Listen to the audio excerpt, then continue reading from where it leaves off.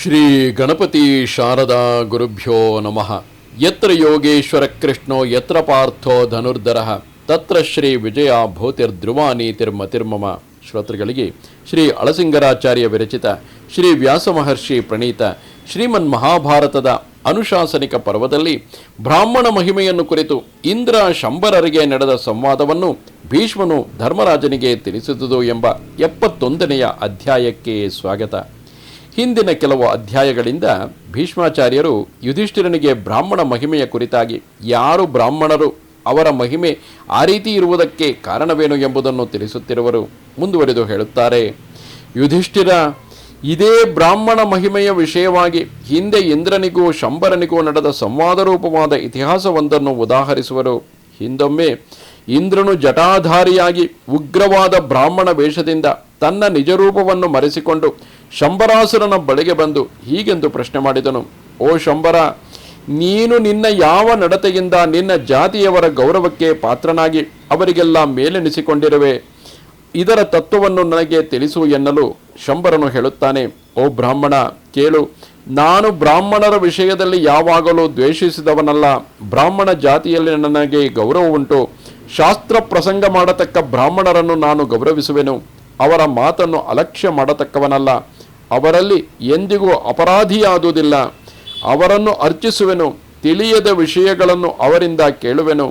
ಅವರ ಕಾಲನ್ನು ಹಿಡಿಯುವೆನು. ಅವರು ನನ್ನಲ್ಲಿ ನಂಬಿಕೆಯಿಂದ ಎಲ್ಲವನ್ನೂ ಹೇಳುವರು.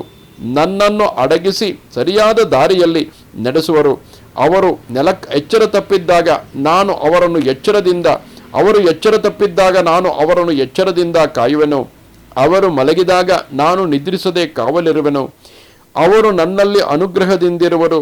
ನಾನು ಶಾಸ್ತ್ರ ಮಾರ್ಗದಲ್ಲಿ ನಡೆಯತಕ್ಕವನೆಂದು, ಬ್ರಾಹ್ಮಣ ಪ್ರಿಯನೆಂದು, ಅಸೂಯಾರಹಿತನೆಂದು ತಿಳಿದೇ ಅವರು ಜೇನುಹುಳುಗಳ ಗೂಡಿನಲ್ಲಿ ಜೇನನ್ನು ತುಂಬುವಂತೆ ನನಗೆ ಆಗಾಗ ಸದುಪದೇಶಗಳನ್ನು ಮಾಡುತ್ತಿರುವರು.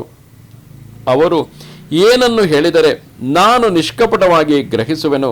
ಅವರ ಉಪದೇಶವು ಹೇಗಿದ್ದರೂ ಅದನ್ನು ನನಗೆ ಅನುಕೂಲವೆಂದೇ ಭಾವಿಸಿ ಅದರಂತೆ ನಡೆಯುವೆನು. ಹೀಗೆ ನಾನು ಆ ಬ್ರಾಹ್ಮಣರ ವಾಕ್ಕು ಎಂಬ ಮಧುರಸವನ್ನು ಕುಡಿದು ಅದನ್ನು ಅನುವರ್ತಿಸಿದುದರಿಂದಲೇ ನಕ್ಷತ್ರಗಳಲ್ಲಿ ಚಂದ್ರನು ಹೇಗೋ ಹಾಗೆ ನಮ್ಮ ಸ್ವಜಾತಿಯಲ್ಲಿ ಮೇಲೆನಿಸಿರುವೆನು. ಓ ಬ್ರಾಹ್ಮಣ, ಬ್ರಾಹ್ಮಣ ಮುಖದಿಂದ ಹೊರಟ ಶಾಸ್ತ್ರವೇ ಭೂಮಿಗೆ ಅಮೃತವು. ಅದೇ ಜನರಿಗೆ ಅತ್ಯುತ್ತಮವಾದ ಕಣ್ಣು. ಅವರ ಮಾತಿನಂತೆ ನಡೆಯುವುದೇ ಶ್ರೇಯಸ್ಕರವು. ಪೂರ್ವದಲ್ಲಿ ನನ್ನ ತಂದೆಯು ದೇವಾಸುರ ಯುದ್ಧವನ್ನು ನೋಡುತ್ತಾ ಬ್ರಾಹ್ಮಣಾನುಗ್ರಹವೇ ದೇವತೆಗಳ ಬಲಕ್ಕೆ ಕಾರಣವೆಂದು ತಿಳಿದು ಅವರ ಮಹಿಮೆಗಾಗಿ ಆಶ್ಚರ್ಯಗೊಂಡನು. ಅವನಿಗೆ ಮನಸ್ಸಿನಲ್ಲಿ ಸಂತೋಷವು ಉಕ್ಕಿ ಬಂದಿತು. ಇವರಿಗೆ ಇಂತಹ ಸ್ಥಿತಿಯು ಹೇಗೆ ಕೈಗೂಡಿತೆಂದು ಚಂದ್ರನನ್ನು ಪ್ರಶ್ನೆ ಮಾಡುತ್ತಾನೆ. ಅದಕ್ಕೆ ಆ ಚಂದ್ರನು ನನ್ನ ತಂದೆಯನ್ನು ಕುರಿತು, ಅಂದರೆ ಶಂಬರಾಸುರನ ತಂದೆಯನ್ನು ಕುರಿತು, ಬ್ರಾಹ್ಮಣರಿಗೆ ತಪಸ್ಸಿನಿಂದಲೇ ಈ ವಿಧವಾದ ಮಹಿಮೆ. ಅವರಿಗೆ ವಾಕ್ಕಿನಲ್ಲಿಯೇ ಸಮಸ್ತ ಬಲವು ಇರುವುದು. ಕ್ಷತ್ರಿಯರು ಭಜವೀರ್ಯವುಳ್ಳವರು. ಬ್ರಾಹ್ಮಣರಿಗೆ ವಾಕ್ಯೇ ಪ್ರಬಲವಾದ ಅಸ್ತ್ರವು. ಆದರೆ ಅಂತಹ ಶಕ್ತಿಯನ್ನು ಸಂಪಾದಿಸಬೇಕಾದ ಬ್ರಾಹ್ಮಣನು ಅದಕ್ಕೆ ತಕ್ಕಂತೆ ನಡೆಯಬೇಕು. ಅವನು ಊರನ್ನು ಬಿಟ್ಟು ವಿವಿಕ್ತ ಸ್ಥಳದಲ್ಲಿ ಕಷ್ಟದಿಂದ ಜೀವಿಸುತ್ತಾ ಕೋಪವನ್ನು ಅಡಗಿಸಿ ಇಂದ್ರಿಯಗಳನ್ನು ನಿಗ್ರಹಿಸಿ ಸರ್ವವನ್ನು ಸಮವಾಗಿ ಭಾವಿಸುತ್ತಾ ಅಧ್ಯಯನ ಮಾಡಬೇಕು. ಒಬ್ಬನು ತನ್ನ ತಂದೆಯ ಮನೆಯಲ್ಲಿಯೇ ಸುಖದಿಂದ ಇದ್ದುಕೊಂಡು ಎಲ್ಲವನ್ನೂ ಓದಿ ಜ್ಞಾನಸಂಪನ್ನನೆನಿಸಿದ್ದರೂ ಅವನಲ್ಲಿ ಜನರಿಗೆ ಅಷ್ಟು ಗೌರವ ಬುದ್ಧಿಯೂ ಹುಟ್ಟಲಾರದು. ಅವನನ್ನು ಜನರು ಗ್ರಾಮ್ಯನೆಂದೇ ತಿಳಿಯುವರು. ಸರ್ಪಗಳು ಇಲಿಗಳನ್ನು ಹೇಗೋ ಹಾಗೆ ಭೂಮಿಯು ಯುದ್ಧ ಮಾಡದ ರಾಜನನ್ನು, ಮನೆಯನ್ನು ಬಿಟ್ಟು ಹೋಗದ ಬ್ರಾಹ್ಮಣನನ್ನು ನುಂಗಿಬಿಡುವುದು. ಮನುಷ್ಯನಿಗೆ ಅಭಿಮಾನವೆಂಬುದು ಅವನ ಶ್ರೇಯಸ್ಸನ್ನು ಕೆಡಿಸುವುದು. ಮದುವೆಯಾಗದ ಕನ್ಯೆಯು ಗರ್ಭದಿಂದ ಹೇಗೋ ಹಾಗೆ ಗೃಹವಾಸದಿಂದ ಬ್ರಾಹ್ಮಣನು ದೂಷಿತನಾಗುವನು.